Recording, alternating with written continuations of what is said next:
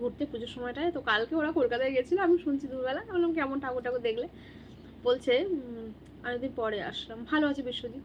তো আমার দেওর বলছে যে আমি যাচ্ছি, বয়স্ক যারা বয়স্ক হয় 70 ঊর্ধ্ব বয়স্ক ভদ্রমহিলা ভদ্রলোক সব যান।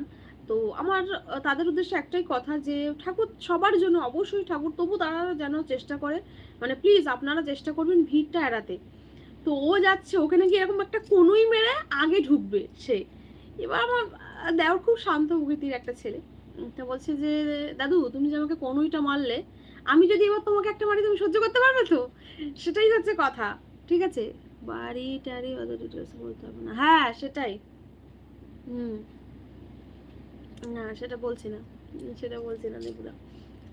তো এইটাই হচ্ছে কথা, যারা বয়স্ক আছো, বয়স্ক 70 ঊর্ধ্ব, তারা চেষ্টা করো, তারা চেষ্টা করুন নিজের প্যান্ডেল, নিজের পাড়া, নিজের শহরের এলাকায় থাকতে। প্লিজ ওই ওই দেশপ্রিয় পার্ক, শ্রীভূমি, এই হুজুগে মানুষ চলে যাচ্ছে, এগুলো যাবেন না। আপনাদেরও প্রবলেম এবং আমাদেরও প্রবলেম। হুট করে কোনো জায়গায় লেগে টেগে গেলে বা একটা একটা ইয়ং মেয়ে বা একটা টিনেজারের গায়ে লাগলে যতটা না ব্যথা লাগবে, আপনাদের গায়ে লাগলে তত তাকে বেশি ব্যথা লাগবে। তার থেকে বলো না বাড়ির কাছাকাছি ঘোরা।